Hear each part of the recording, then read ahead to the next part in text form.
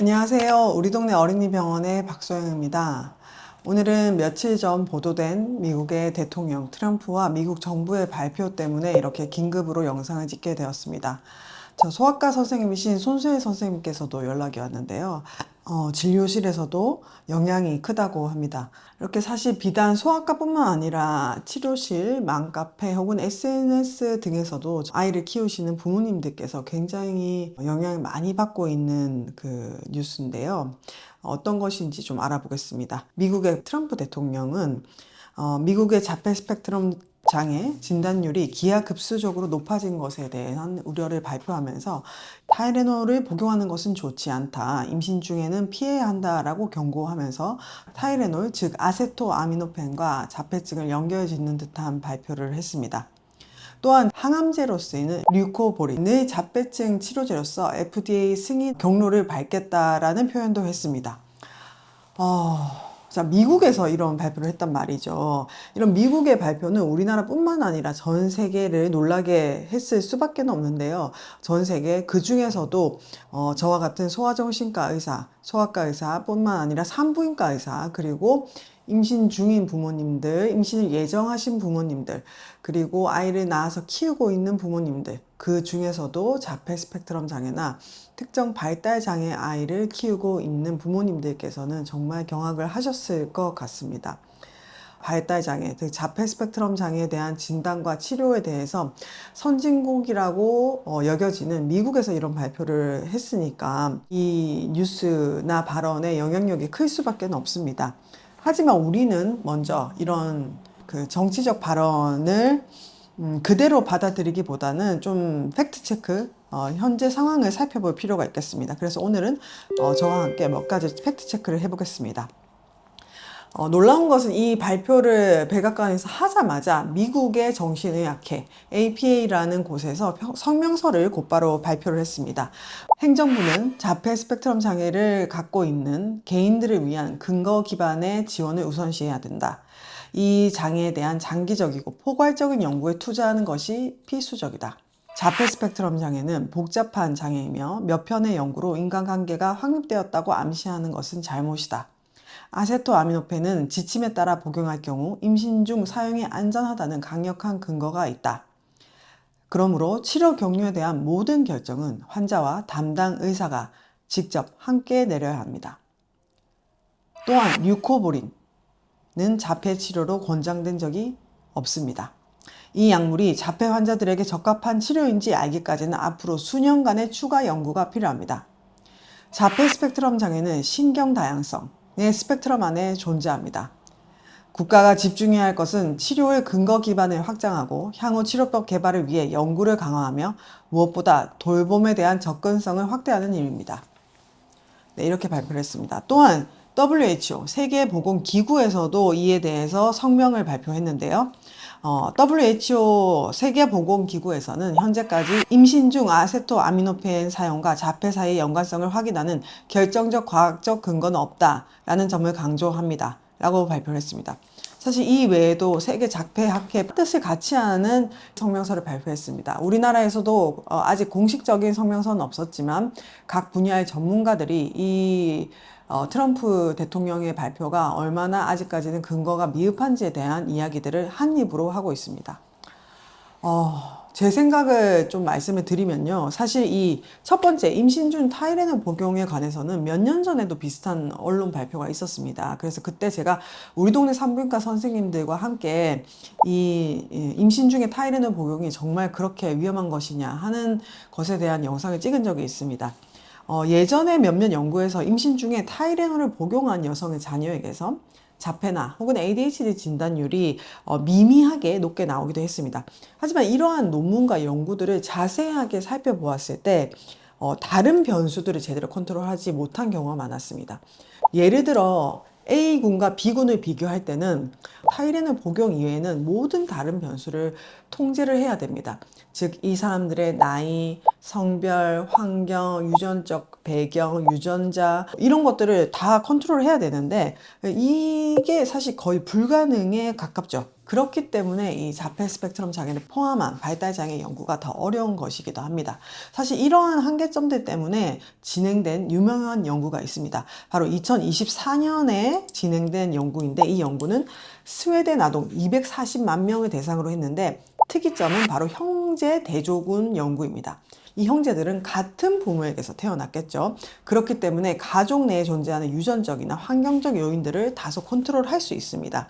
이 연구 결과 그냥 단순히 전체 집단, 이런 형제 자매가 아닌 군을 비교했을 때는 타이레놀 복용과 자폐 스펙트럼 장애, 발달 장애 사이에 연관성이 있는 것처럼 보였으나 형제 자매끼리 안에서 비교를 했을 때는 그 연관성이 사라지는 것을 발견했습니다. 즉 특정 약을 복용하는 것보다 유전적 요인이나 산모의 당시의 건강 상태가 훨씬 더 중요하다는 뜻이 되겠죠. 임신 중에 아무 이유 없이 타이레놀, 아세토아미노펜을 복용하는 산모가 과연 있을까요? 임신 중에 타이레놀을 복용하는 것은 그만큼 열이 낮기 때문입니다.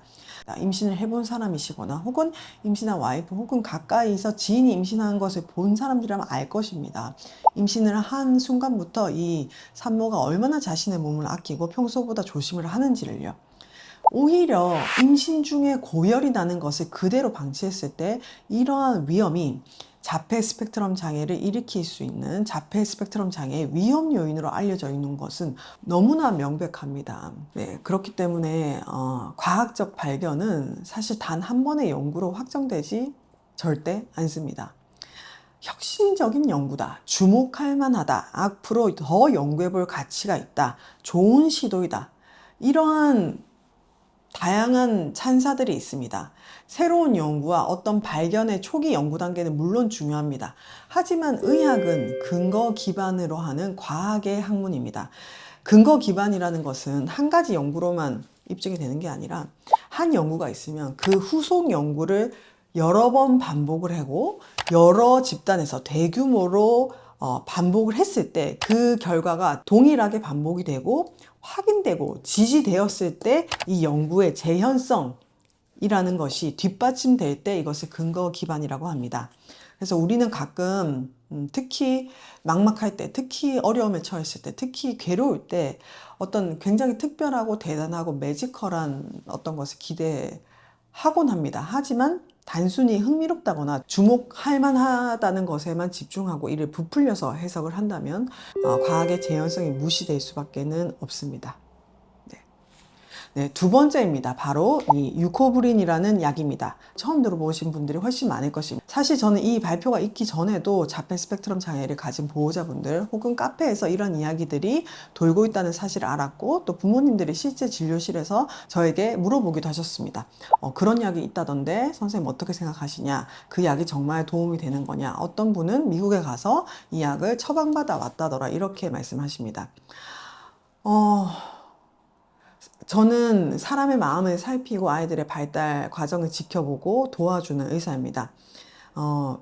이렇게 새로운 약 혹은 내가 놓칠 수도 있는 어떤 앞서 나가고 있는 신약에 대한 궁금증이나 혹은 부모님이 혹시 본인이 놓쳤을까 봐 하는 걱정은 충분히 이해를 합니다. 하지만 아직은 제가 이런 질문에 긍정적인 대답을 해드릴 수 없어서 저도 안타깝게 생각합니다. 이 유코보린이라는 것은 엽산, 폴릭 애시드의 활성형 대사체입니다. 이 연구를 한 실험은 굉장히 초기 단계의 연구입니다. 이 연구는 48명의 아이들을 대상으로 이중 맹검 무작위 대조 시험을 통해서 이 결과를 도출했습니다.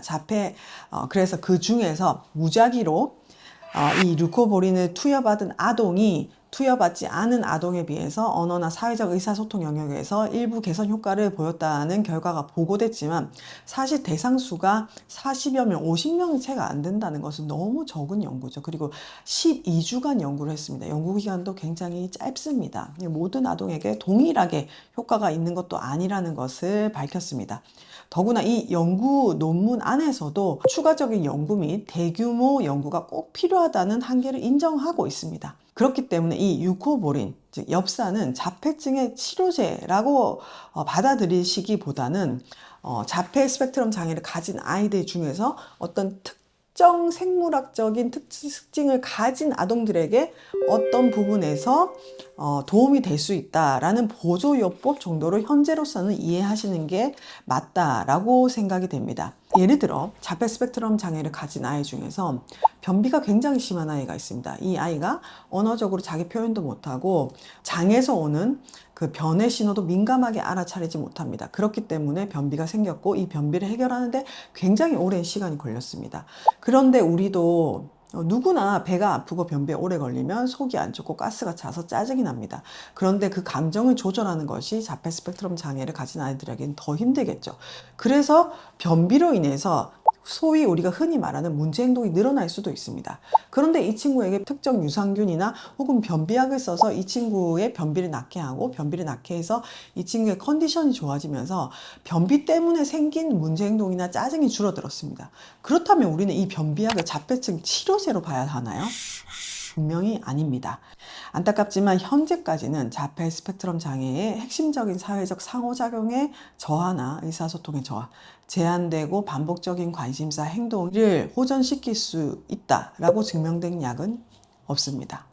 이 자폐 스펙트럼 장애는 우리 부모가 어떤 특정 행동을 잘못했거나 혹은 어떤 특정 시기에 특정 약을 먹었기 때문에 생긴 것이 아닙니다. 우리가 자폐 스펙트럼 장애의 원인이 유전적 요인이 크다라는 얘기를 많이 들어보셨을 것입니다. 나의 유전자로 인해서 우리 아이가 자폐 스펙트럼 장애를 갖고 계신 것은 아닌가. 아직도 매일 스스로 자책하고 스스로 탓하시는 부모님들을 저는 매일 진료실에서 마주합니다. 유전자는 새로 생기고 변형하고 수억만 개가 다시 만들어집니다. 현재까지 자폐의 단일 원인으로 밝혀진 유전자 또한 없습니다. 자폐 스펙트럼 장애는 단일 유전 변이가 아닌 여러 유전적 변이가 복합적으로 작용하여 발생한다는 것이 아직까지 현재까지는 가장 근거 있는 주장입니다. 물론 자폐 스펙트럼 장애를 포함한 다양한 발달 장애에서 저와 같은 의사뿐만 아니라 많은 과학자분들, 많은 전문가들이 앞으로 가야 할 길이 많습니다. 과학과 의학은 이런 원인을 찾기 위해 계속적으로 노력할 것이고 그 과정 속에서 신뢰로울 만한 근거가 나오면 모든 분들에게 정확하고 빠르게 알려드릴 수 있도록 노력을 할 것입니다. 자폐 스펙트럼 장애를 진단받거나 의심이 되어서 치료를 하고 매일매일 치료실에 가고 전문가를 만나는 부모님들의 하루하루를 들여다보면 매일매일 고군분투하고 있습니다. 이런 부모님들은 사실 수많은 걱정과 두려움에 쌓일 수밖에 없습니다. 하지만 이러한 걱정과 두려움 속에서도 우리 부모님들께서 계속 앞으로 나아가려 하고 마음을 다잡고 있습니다. 그런데 이런 부모님들이 만약 이런 뉴스를 접하게 된다. 그분들의 마음을 생각하면 정말 속상합니다. 저뿐만 아니라 많은 부모님들 그리고 저와 같이 이러한 분야에 종사하시는 모든 분들이 아마 함암일 거라 생각이 듭니다. 미국에서 이런 발표가 있고 나서 미국의 워싱턴 포스트지가 다음날 바로 이런 보도를 했습니다. 불완전한 증거에서 광범위한 결론을 끌어내는 것은 시기상조일 뿐 아니라 무모하다. 이는 공중보건의 토대인 대중의 신뢰를 훼손할 위험이 있다. 의사들은 이러한 경고가 임산부로 하여금 고열에 시달리더라도 타이레놀 복용을 주저하게 되거나 부모들이 충분한 의학적 감독 없이 유코보린을 시도하도록 만들 위험성이 있다고 우려하고 있다 라고 발표를 했습니다. 오늘 제가 영상을 통해 말씀드린 내용이 우리 부모님들에게 양육자분들에게 잘 전달이 됐으면 좋겠습니다. 오늘 말씀드린 관련 내용들은 링크로 댓글에 남겨두도록 하겠습니다. 지금까지 우리 동네 어린이병원이었습니다. 감사합니다.